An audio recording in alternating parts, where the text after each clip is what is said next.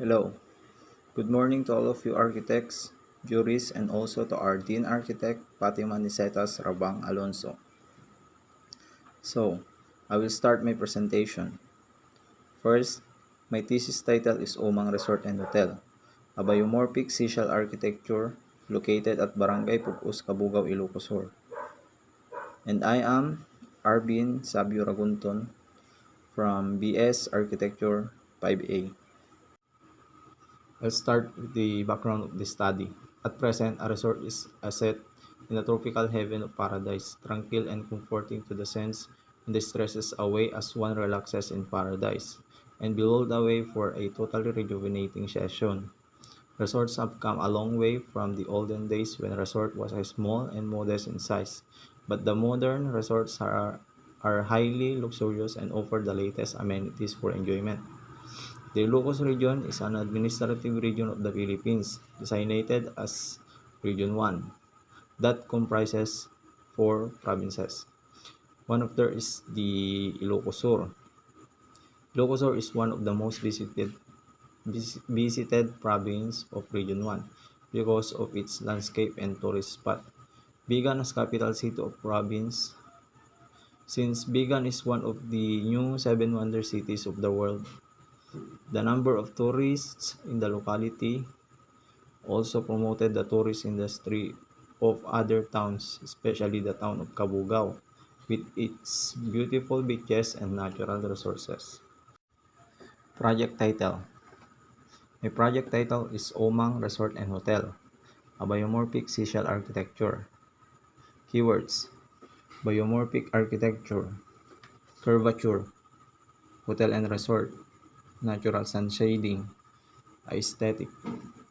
The project sought to infuse biomorphic to bring a new sensory experience to occupants and users and contribute new knowledge in architecture. Especially the application of biomorphic in the project intends to design directly influenced by the seashell, with the chosen materials to create aesthetic harmony and function. Natural sun shading is the heart of this project. Natural sunshades can help clean air, they produce oxygen, intercept airborne particles, and reduce smoke, enhancing a community's respiratory health. Project location and site. The project is located at Barangay Pupus, Cabugao, Ilocos Sur. It has a lot area of 7,443 square meters. Pupus is one of the 33 barangays of Cabugao, which has travel distance of 2 kilometers, approximately 5 minutes from town proper for four-wheeler vehicles. It is bounded by natural boundaries. Private lot at the northern part of the site, a barangay road at the southern part, the West Philippine Sea at the western part, and the National Highway at the eastern part. The front beach is very wide. It can be reached by all types of vehicles because located along the National Highway. It is 20 km away from Bigan City, which is one of the seven wonder cities of the world. Project lot owner. The lot owner of the project is Judge Manuel L. Argel Jr., a retired judge of Regional Trial Court Branch 65. He owned different businesses around Bigan City. He has 5 children and all of them are professionals. The project proponent. The project will be financed by the lot owner, Judge Manuel L. Argel Jr., a resident of Bigan City and a retired judge of Regional Trial Court, together with his wife, Mrs. Amparo D. Argel. They own different businesses and one of them is under construction, which is located at Barangay Tamag, Bigan City. Design objectives. My design objectives is to apply the aims of architecture, strength, beauty, and function. Provide a recreational environment for the resort and to give different experience to the guests. And lastly is to design a project with sustainability. Statement of the problem. There are many hotels and resorts in Ilocos, but they are not adequate to satisfy the amenities or facilities. The significance of this project is that it will incorporate the new concept of natural design, which takes advantage of climate to maintain a comfortable temperature range in the resort and reduce or eliminates the needs of auxiliary heating or cooling. Project scope. The project covers architectural programming, planning, and designing. The design of the resort will include a variety of recreational facilities, souvenir, spa, swimming pool, gazebo, villa, bar, indoor and outdoor dining, and in addition to guest room. Design philosophy. My design philosophy is inspired by the quote of architect Eero Saarinen. Function influences but does not dictate form. The design character.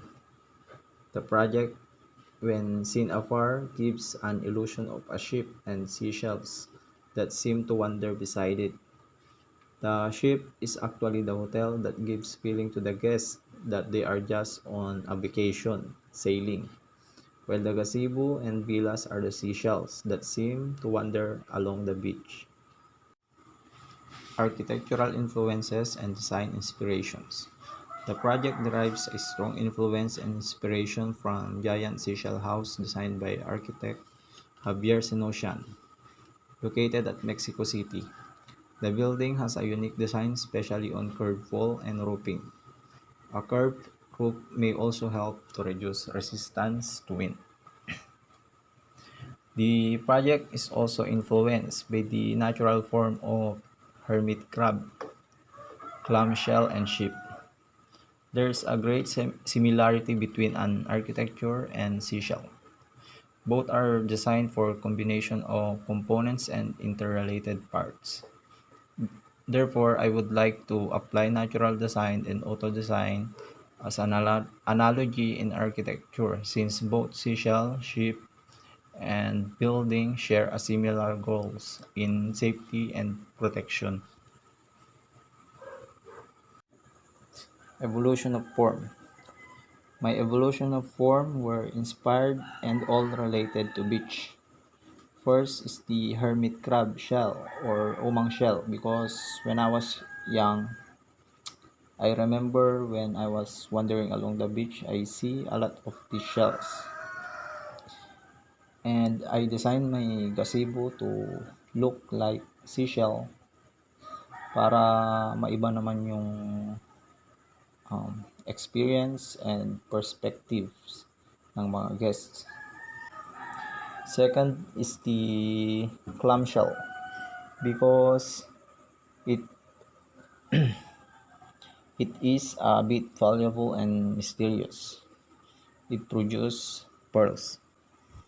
Lastly is the ship, because ships are huge in proportion but can float on the ocean.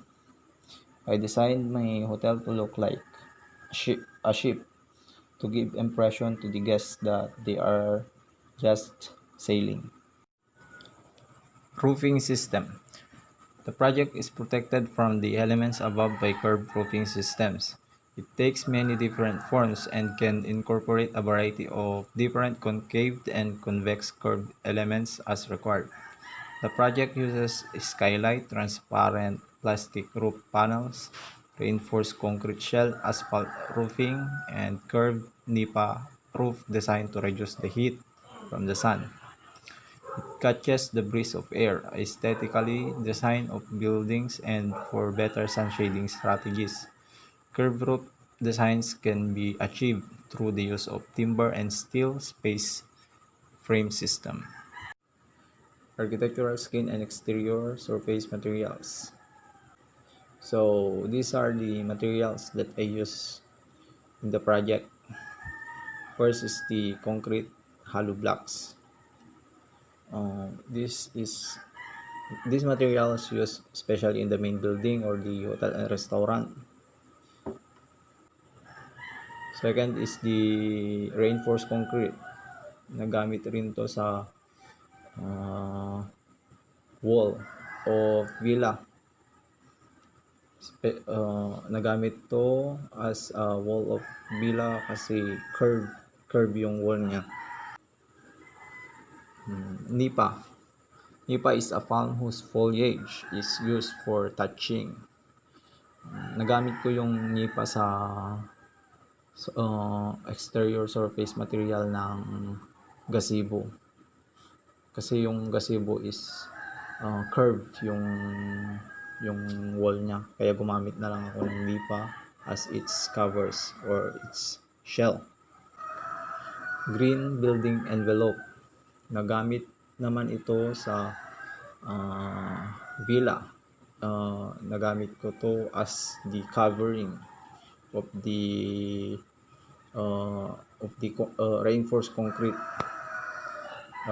I use green building envelope to reduce the solar radiation coming from the sun. And I also use curtain walls, awning windows, and sliding windows. Structural framing. The project utilizes steel, reinforced concrete, wood with the use of space framing to achieve the desired curved geometry of the structure. I also use bamboo. Space frames can be used to span large areas with few interior supports like the trusses. Space frame is strong because of the inherently rigidity of the triangle. Flexing loads or the bending moments are transmitted as tension and compression loads along the length of each strut. Steel and timber space frames provide great freedom and expression and composition, as well as the possibility to evenly distribute load along each rod and external constraints. With this feature, steel and timber space frames can be used to achieve complex geometries with the structural weight lower than any other solution.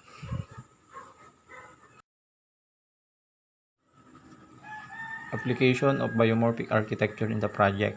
So this is the innovation of my project. The project sought to infuse biomorphic to bring a new sensory experience to the occupants and users and contribute new knowledge in architecture. Especially, the application of biomorphic in the project intends to design directly influenced by the essential with chosen materials to create aesthetic harmony and function. Natural sun shading is the heart of this innovation. Natural sunshades can help clean air, they produce oxygen, intercept airborne particles, and reduce smoke, enhancing a community's respiratory health. So, I will explain my innovation. Sa gazebo, gumamit ako ng natural sun shading through the help of trellis. Yung trellis is nagagamit ng vine plants para makaakyat sa structure. Linocate ko yung trellis or aakyatan ng mga vine plants sa openings ng gazebo, sa mga window openings para mas malamig yung papasok na hangin. Tas additional na rin yung para sa sunblock. So this is my gazebo design. It looks like a seashell. Para may iba naman yung experience ng mga pupunta sa Omang Beach and Resort. Yung natural sun shading is nagamit ko rin sa villa as a covering of its roof para ma-reduce yung heat from the sun. I prefer natural sun shading para makatulong na rin sa environment na mag-produce ng oxygen and para mapalamig yung mga surroundings ng building with the help of this natural sun shading. I called it natural sun shading because hindi naman siya artificial, hindi siya roof na metal, um, roof na asphalt or whatsoever. It is natural because yung sunshade niya is leaves of the plants, vine plants. For me, it is better than any other roof because it is cool. Parang tayo lang pag mainit yung panahon, pumupunta tayo sa sa ilalim ng mga puno kasi mas malamig sa ilalim ng puno kaysa sa ilalim ng artificial sunshade. This is also my innovation, yung paggamit ng acoustics, especially sa rear side of the hotel kasi yung rear side of rear side ng hotel and restaurant is the recreational facilities. Maingay sa likuran ng main building. Gumamit ako ng acoustic design, especially sa second floor where the hotel rooms are located. Linocate ko dun yung diagonal wall na nakikita nyo dito sa picture para hindi masyadong maingayan yung mga nasa itaas or the hotel rooms because the hotel rooms are private. And lastly is the roofing. So this picture shows the roofing materials na nagamit ko sa project. First na nagamit ko is yung reinforced concrete. Nagamit ko yun sa villa.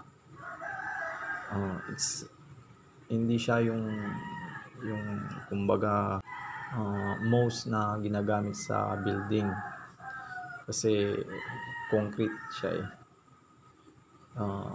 Dinesign ko yung concrete roof as curved and I covered it with natural sun shading through the help of trellis para ma-cover ko yung reinforced concrete na roofing ng villa. Nagamit ko rin yung transparent roof panel sa public toilet sa entrance. And the skylight is located at the second floor sa hallway para hindi makabawas sa gastos sa kuryente ng ilaw. Tas asphalt roofing naman sa main building kasi malaki to. I use asphalt roofing para sa durability and maintenance. Para hindi ako gumamit ng nipa dito kasi mas mahihirapan lang yung mga magme-maintain. Ginamit ko yung nipa sa mga gazebo. Yung nipa kasi is flexible. Perfect siya sa form ng gazebo which is the form of seashell. And that is all. Thank you po.